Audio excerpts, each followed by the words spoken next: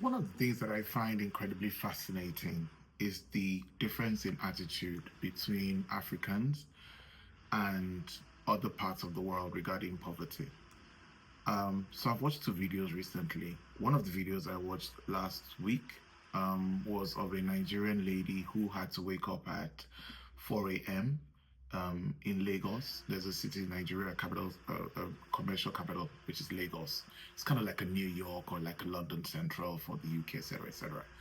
So, as with many of these big cities, people who actually do low level work cannot stay in the big cities themselves. So, they can go there to work, which is where the big corporations and companies are, but they can't afford to live there, right? Same with almost any city in the world.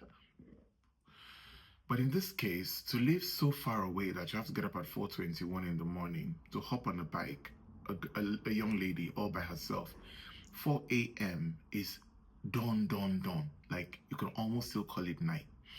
So imagine what time she had to get up to have her bath. Imagine what time she had to dress up.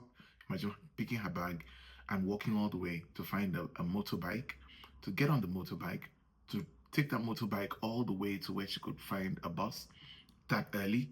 Most buses don't start working up till about 5 a.m. To catch the 5 a.m. bus to head into the island, which is where the major offices are, including her office, just to make a living.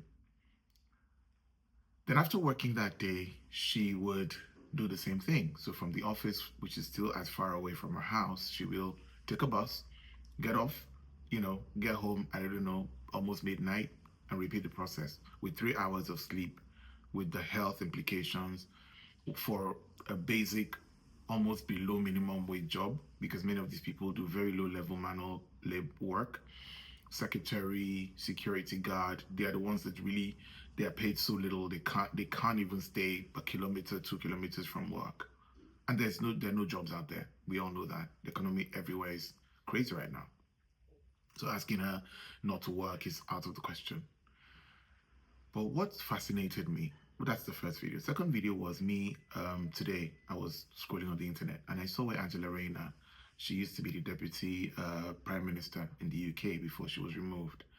She's probably going to make a comeback, whatever. And she was talking about poverty. She's one of the poster children in UK politics. She's sort of relatable as like a one of us kind of people, right? Oh, I came from nothing. I was very poor. I got pregnant when I was a teenager. There was no hope for me, and the life you can give me opportunities, and I've become what I am now, risen to the highest levels, etc., etc. And you know, the interviewer that was interviewing her, when she talked about her past and how poverty is a weapon and how she inherited poverty because she was born into it. It's nothing that there were no life decisions she made that landed her in poverty. It's just her parents' decisions or whatever, whatever. Maybe not her parents, she didn't say that. I'm just saying she essentially was born into it, and climbing out of it took a lot of things, not just luck. It took opportunity that this country gave her. And she's adamant that poverty is not something that we should admire, that we should actually put ladder. She's saying to us, there's a ladder that the country has to create so that people can climb that ladder out of poverty. It's not enough to just say everyone's poor. Oh, it's your fate in life. Oh, if you're lucky, someone's going to come and help you. No, there should be institutional ladders put in place to say if somebody is born into this situation, if they take step A, B, C, D, E, steps that we have provided, rocks that the country has put in place on the ground, the willingness now comes from you to say, if I step here, step there, step there, I will also make it out of extreme poverty. At least become normal, get a normal job, 9 to 5, and pay my bills. The anger that came with that conversation is not the anger that I heard from Nigerians when they watched the lady's video. Nigerians were instead glamorizing poverty. They were saying that, oh, she's using it to build resilience. They were saying that she is, oh, that, essentially clapping for suffering. To say that as she's suffering shows that she's a woman of integrity. She's a good citizen. She's upright and faithful work of her hands. It indicates, it shows the moral fiber of her character and personality that she can suffer. I only heard my own parents talking.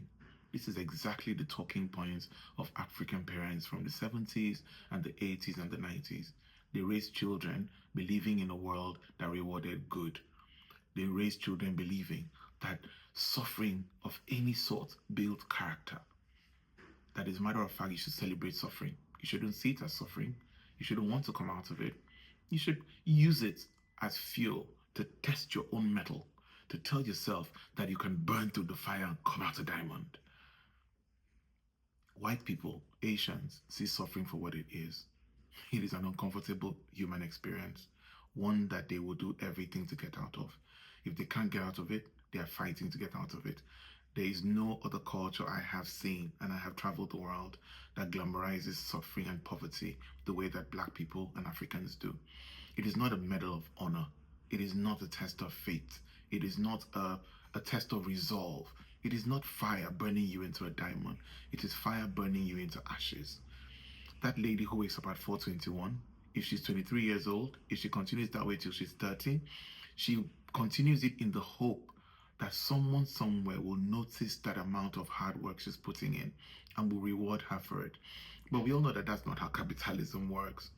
What has happened to her is that she will continue to do that, but the managing director of that company she's working for, he's putting his own daughter through school in a foreign country, fully paid for, in a posh apartment, using the business money that she's helping him generate in that company. His daughter will finish school in 3 years' time and become the CEO because her father owned the company. All that work you're putting in the hope that someone someday will reward your hard work and that suffering always pays off is not true. Absolutely not true. And by the time you find that out, normally it's too late. You're probably 30. For a lot of young Nigerian men, that's why they go into crime. This is not to excuse it, but just to say that at some point, the wool is pulled over your eyes by your parents that make you believe that if you just keep pushing through suffering, that you should wear suffering as a badge of honor, see it as a test of fate and a test of your character, and push through and prove to whoever is making you suffer that you actually have what it takes to bear the suffering. And that person continues to make you suffer. And that's what we have taken into our lives, into our careers. That's what that lady's taken into her career. And trust me, I'm 46. I've been there. I was her. None of that paid off. It was the breakthrough that came for me, came from finding a different job. And it was just opportunity. I went to school because my parents could afford to pay for my school all the way to university. Went to law school, got a first job, hated that one. Got a second job, suffered like she did. But I didn't sit down there hoping that someday someone would notice me. I said to myself, this is not right. Suffering is not my portion. This is not what I was built for, I was made for. I deserve better. And that is exactly why every single day that I'm awake, I look around me and I say, if somebody on this earth, one more person, is one step ahead of me, is better than me in any way, that could possibly be me. So I will figure out how they made it and I will try to jump on that other rock as well.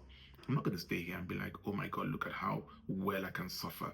God will bless me for my suffering. No, no, no, no. He's blessed me already with a brain.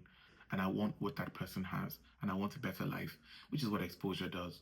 If you travel the world and see how other people are living, you see the MD's daughter in school in Oxford, you're going to say to yourself, no, I can't do this to myself. I can't do this to my kids.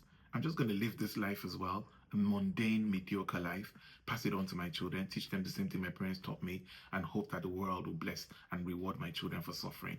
As against saying, you know what, that's not how the world is set up. I have to be better for my children and myself. And push, hate suffering, which, to my final point, is why we accept rubbish from our governments back at home. We actually assume that they don't owe us anything and that life is what has made us poor and made them rich. And we fan them and we praise them. We allow them into our weddings and our social gatherings. We salute them and bow to them because they're eating the money that should have gone round to make your own life less miserable, to make you less poor than you are. But because you just don't see it, you think this poverty is just something that God has put you in this position, so you should bear it and smile. You're not angry enough. That's why places that see poverty for what it is, races and people that hate poverty and admit that it's a human creation, fight against it with their very last blood. Their uprisings, their revolutions, they hate it with passion and they fight against it every day. We've come to accept it. That's not good enough. So if you're watching this and you have kids, you plan to have kids, please don't pass it on. Don't tell them that suffering is from God. Don't tell them to accept every suffering. Don't tell them to sit quiet and smile. Don't tell them to work harder when someone's punishing them. Don't tell them to bow to their oppressors as against fighting back. Don't teach them that nonsense. Show them poverty for what it is. It is a painful, man-made experience that is supposed to push you to want more for yourself and to escape it. That's all I have to say. Thank you for watching.